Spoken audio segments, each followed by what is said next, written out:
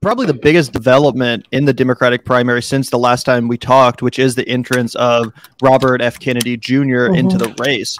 Before he did so, you were the sole candidate challenging the incumbent president. And I was just curious as to your reaction to RFK's entry to the race. Do you look at his candidacy as helpful to what you're doing in that it further legitimizes the need for a primary and for debates? Or do you see his entrance as unhelpful to your campaign because it takes away attention from your message? Well, I think it's helpful to democracy, and that's really what my campaign stands for. Anybody should run who feels moved to run, and Bobby feels moved to run. I do think that it's helped sort of keep alive the conversation that, hey, there's more than one candidate here, and so there should be debate. So that's very healthy. You know, absolutely. And speaking of debates, another question I had in that regard: would you be willing to debate Robert F. Kennedy Jr. even if Joe Biden doesn't show up? I'd have to talk to Bobby about that and see what he thinks. I had already asked him if he thought that we should do something together to take a stand for debates, and apparently his team didn't want that. But I'm open to whatever. But of course, that would not just be my decision. That would have to be something that he and I decided together. Of course. Yeah, I was hoping to see something like that materialize, maybe hosted by a network like The Hill or Breaking Point. I think right now, I would think that he would agree with me that right now, the conversation, I would think that he probably agrees with me. Right now, we're not acquiescing to this idea that there will be no debates. I think probably he feels as I do, that right now, the main conversation should be that Joe Biden should debate us both. Right. Right. And recently we had Simone Sanders basically sneering at the candidacy of RFK Jr. as well as your own, and saying that the DNC would not be sanctioning debates or really even recognizing a primary challenge against Biden at all. And I'm just wondering, what's your strategy to break through that noise and to demand that there is debates, demand that there is democracy? What's your plan? Well, this situation is illustrative of how that system operates. Otherwise, I wouldn't be running.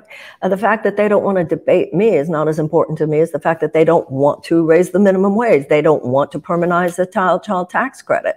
They don't want to pass Medicare for all. So this is just illustrative of a larger problem. And that larger problem is that there's ultimately a small group of people, the corporatists, corner of the Democratic Party, that has moved the Democratic Party away from what I see as the main pillars, the Rooseveltian pillars of unequivocal advocacy for the working people of the United States. So, they look at progressives and they act like we're trying to hijack the party, but they're the ones who hijack the party. So this is just how they are about everything. Their whole thing is to sideline, peripheralize, and suppress progressives. That's what they do. And that's what they've been doing for a while. This is nothing new. This is well in line with how they treated Bernie, well in line with how they treated me, as well as Bernie last time. This is nothing new. And I think it can't just be me and it can't just be Bobby. It has to be millions of us, actually, who keep pushing against this. Chunk Ugar said somebody's going to break through. And I think we all have to see it as our job, not to just acquiesce. Because if we just acquiesce to this, where are the people supposed to go who actually represent the majority of people in the United States who want, thank you, Medicare for all? The majority want Medicare for all. The majority want free college at public universities and tech school.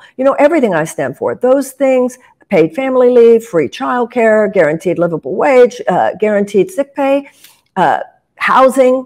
All these things are moderate positions in every other advanced democracy, and they should be considered moderate positions in ours. But because we have become a nation in which capital, this malevolent strand, vulture capitalism, whatever you want to call it, casino capitalism, crony capitalism, has now overwhelmed the principles of the Declaration of Independence. It is overwhelming our democracy. So the fact they don't want to have debates is just part of it. It's just part of their technique. Keep away anybody who's going to challenge neoliberalism.